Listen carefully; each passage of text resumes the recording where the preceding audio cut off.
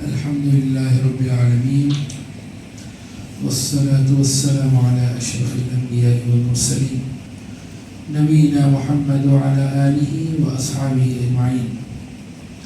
أما بعد فأعوذ بالله من الشيطان الرجيم. بسم الله الرحمن الرحيم. وأقيموا الصلاة وآتوا الزكاة وأطيعوا الرسول لعلكم ترحمون. لا تحسبن الذين كفروا معجزين في الأرض ومأواهم النار ولبئس المصير. سورۃ النور کی تفسیر چل رہی ہے، جس میں پچھلے آیتوں میں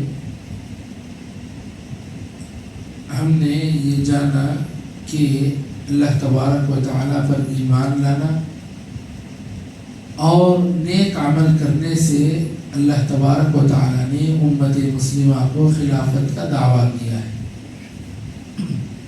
اور ہم نے یہ بھی جانا کہ اگر آج بھی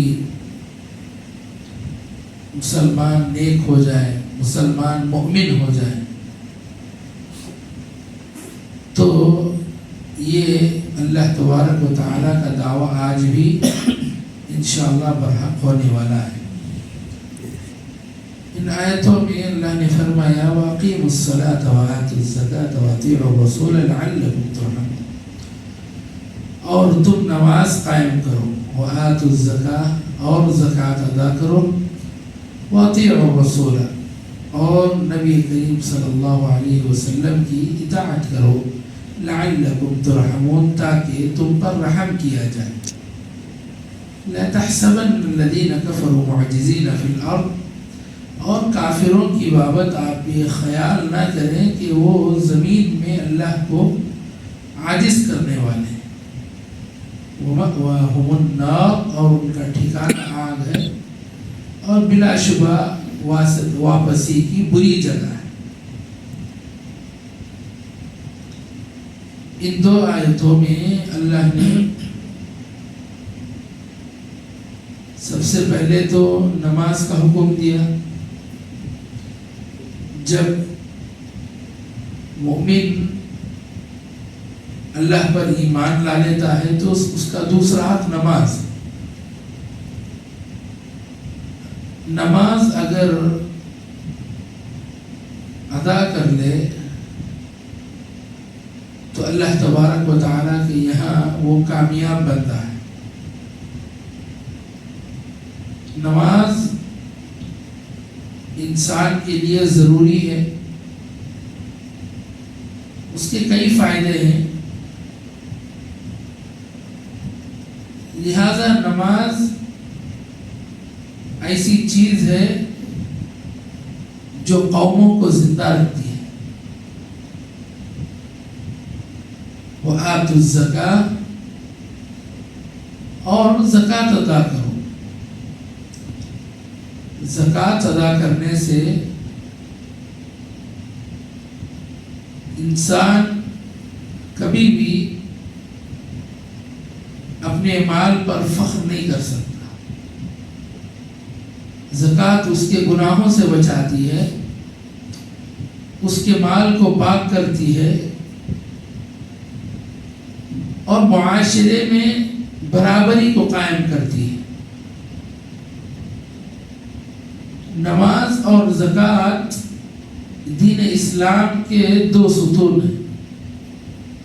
5 ستون اللہ نے ذکر فرمائے دین اسلام کے، 5 بنیادیں. اس میں 2 بنیادیں کیا ہیں؟ نماز اور زکوٰۃ ہے. اس کے بغیر اسلام نہیں ہے. مسلمان اگر رہنا ہے تو کیا کرنا پڑے گا؟ نماز پڑھنا پڑے گا. تو معلوم یہ ہوا کہ مسلمان کی نشانی کے لیے نماز ہی کافی ہے. اگر انسان نماز نہیں پڑھتا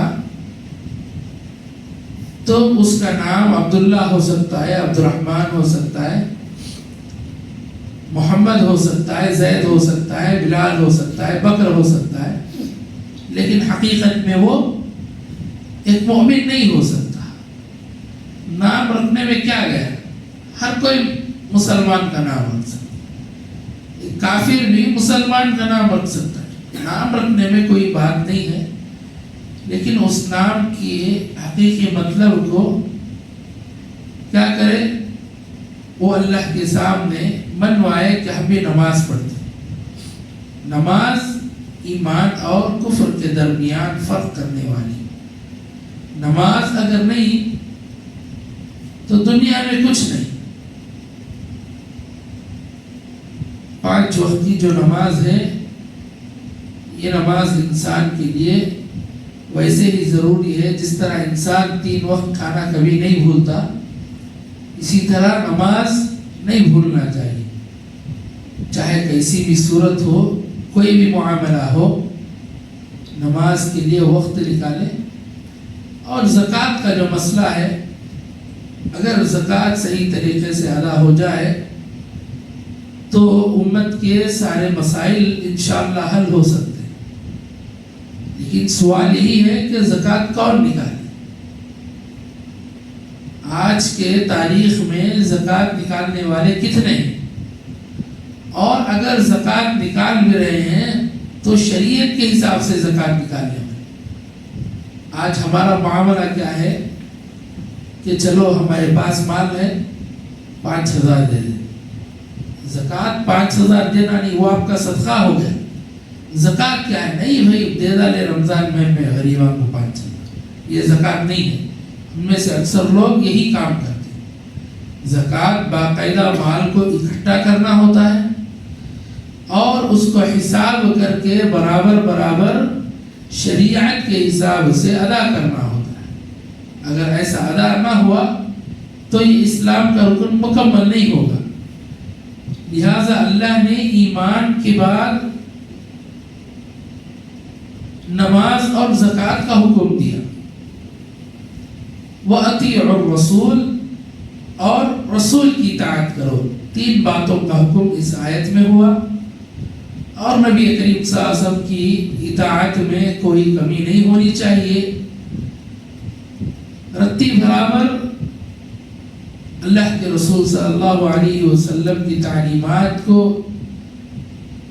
چھوڑنے میں یہ اچھی بات نہیں۔ ہر چیز کو نبی کی اپنانا ہے، چاہے نبی کی عملی زندگی ہو، چاہے نبی کی قولی زندگی ہو، یعنی جس میں نبی کریم صلی اللہ علیہ وسلم نے احادیث کو ذکر کیا، یا نبی کریم صلی اللہ علیہ وسلم کی تقریری زندگی ہو، یعنی صحابہ کچھ کام کرتے تو آپ صلی اللہ علیہ وسلم اس کام پر خاموش ہوتے، وہ بھی شریعت۔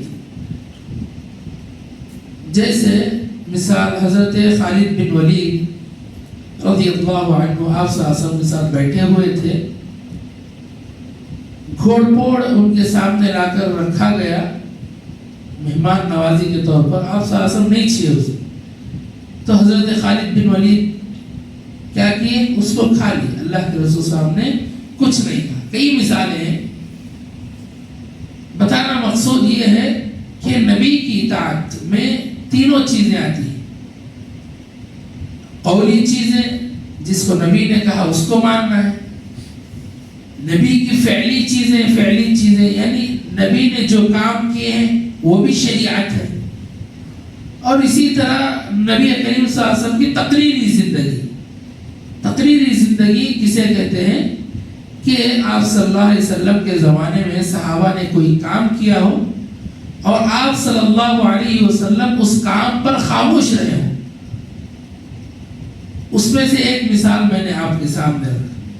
اگر انسان ایمان لانے کے بعد نماز پڑھ لے، زکوٰۃ ادا کرے، نبی کی اطاعت کرے، اس کا فائدہ کیا ہو؟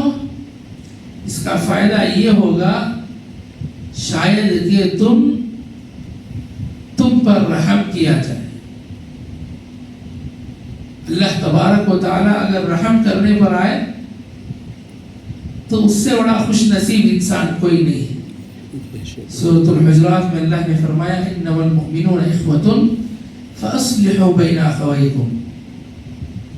جب مؤمنین آپس میں اختلاف کر لیں، جھگڑا کر لیں، فاصلحوا بین اخویکم، بھائیوں کے درمیان جھگڑے کو ختم کرو، صلح کرواؤ۔ واتقوا اللہ لعلکم ترحمون، اللہ سے ڈرو شاید کہ تم پر رحم کر دیا جائے۔ اللہ تبارک و تعالیٰ اگر کسی پر رحم کر دے وہ سب سے بڑا خوش نصیب ہے.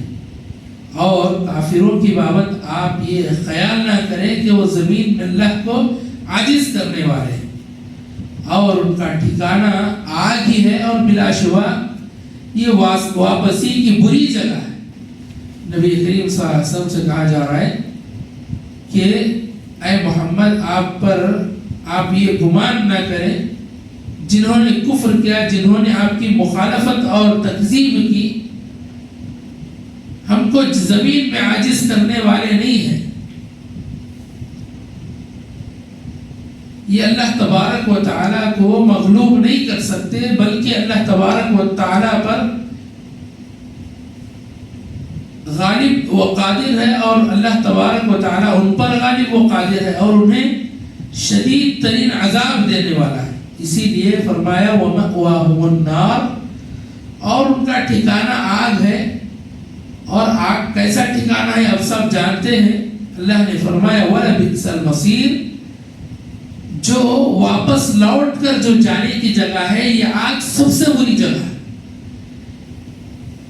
انسان جب کسی کے یہاں مہمان بن کر آتا ہے تو جب جانے لگتا ہے تو مہمانوں سے کیا کہا جاتا ہے کہ آپ آتے رہیں، واپس لوٹ کر آتے رہیں، جا کر آ جائیں. اس طرح لوگوں سے کہتے ہیں. اللہ نے بھی وہی اسلوب اپنایا ہے کہ جب یہ سب کام کرو گے اللہ کو عاجز سمجھو گے، حالانکہ اللہ عاجز نہیں ہے، اللہ سب پر غالب ہے. اللہ عزیز ہے، غالب ہے. وَلَبِئْسَ الْمَصِيرُ وَمَأْوَاهُ النَّارُ، ایسا سمجھنے والوں کے لیے، ایسا کہنے والوں کے لیے آگ ہی ٹھکانہ ہے. اور آگ کیسی جگہ ہے؟ واپسی کی سب سے بری جگہ ہے. انسان واپس کہاں؟ جنت کو بھی جاتا. انسان واپسی میں اگر نیک کام کیا ہو، اللہ سے راضی ہوا ہو، اللہ اس سے راضی ہوا ہو تو جنت کو بھی جاتا ہے. یہ بہترین ٹھکانہ ہے، بہترین واپسی. اس کے بالمقابل آگ کی طرف لوٹنے کو بہت بری واپسی کہا گیا ہے. کیونکہ آگ آپ سب جانتے ہیں کوئی انسان پسند نہیں کرتا. جب دنیا میں کوئی نہیں پسند کرتا تو آخرت میں جو 70 گنا آگ جو دنیا سے زیادہ بھڑکائی جاتی ہے، یہ کئی انگنت گنا انسان جس کو نہیں جانتا، ایسی آگ میں جانا انسان کیسے واپسی کو پسند کر سکتا ہے. لہذا بتانا مقصود یہی ہے کہ نماز قائم کرو، پہلے ایمان کو مضبوط کرو. اللہ کے رسول صاحب نے فرمایا کہ اے ایمان والو، تم ایمان کو لاؤ ثم استقیم، پھر اس پر استقامت برتو. اگر استقامت آ گئی تو اس کے بعد نماز قائم کرو، زکوٰۃ ادا کرو، روزے رکھو، اور اسی طرح اگر استطاعت ہو تو حج کرو. اللہ تبارک و تعالیٰ کے یہاں تم جنت کو چلے جاؤ. تو یہی بات یہاں بھی کہی گئی.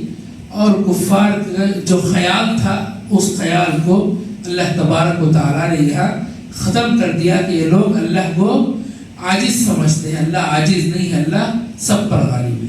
لہٰذا اللہ سے دعا کرتے ہیں کہ اللہ تبارک و تعالیٰ ہم تمام کو کہنے سننے زیادہ عمل کی توفیق عطا فرمائے. آمین. وآخر دعوانا الحمد للہ رب العالمین.